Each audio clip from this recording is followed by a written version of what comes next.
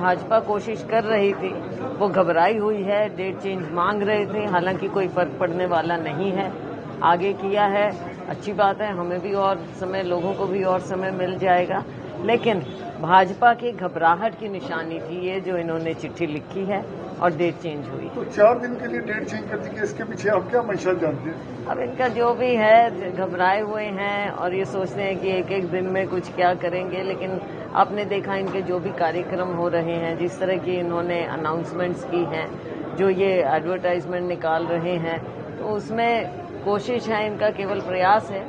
लेकिन जब लोगों में आप जनाधार खो बैठते हैं तो फिर इस तरह की चीजें आखिर में आप कितना ही कुछ करें, इससे कोई फर्क नहीं पड़ता। भारतीय जनता पार्टी जो हथकंडे अपना ले, चुनाव आयोग पे उसकी पकड़ है, चुनाव कैंसिल करवा ले, चुनाव आगे बढ़वा ले या जो भी करवा ले, लेकिन बीजेपी तो इस बार हारेगी। लोकसभा चुनाव के बाद से बीजेपी का काउंटडाउन देश में शुरू हो चुका है और बीजेपी अब आने वाला हर चुनाव हारेगी, बहुत बुरी तरह से हारेगी। जनता नकारना शुरू कर चुकी है। मैं धन्यवाद करना चाहूँगा चुनाव आयोग ने जो फैसला लिया है।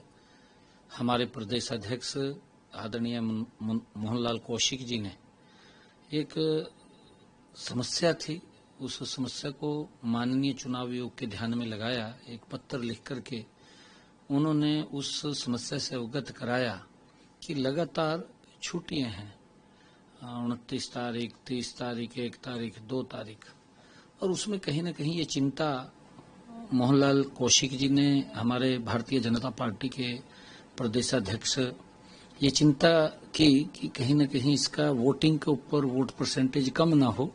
लोग अपना प्रोग्राम बना लेते हैं कि एक हफ्ते की छुट्टियां हैं, एक छुट्टी ले करके बाहर कहीं टूर पे चले जाते हैं और इससे हमारी वोटिंग के ऊपर भी फर्क पड़ता है।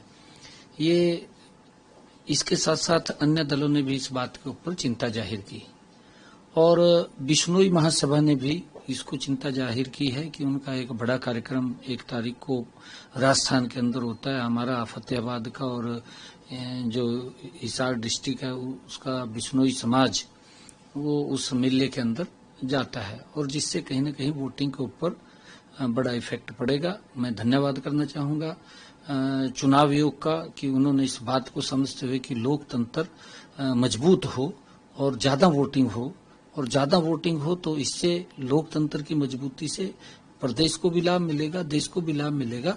मैं धन्यवाद करता हूं कि उन्होंने जिस प्रकार से उस चिट्ठी के ऊपर संज्ञान लेते हुए निर्णय दिया है कि अब 5 तारीख को, 1 तारीख की बजाय 5 तारीख को अब वोटिंग हो रही है और 8 तारीख को रिजल्ट आएंगे। मैं आदरणीय चुनाव आयोग के इस फैसले का दिल से धन्यवाद करता हूं कि उन्होंने आम जन की भावना को समझते हुए, राजनीतिक दलों की भावना को समझते हुए निर्णय किया है।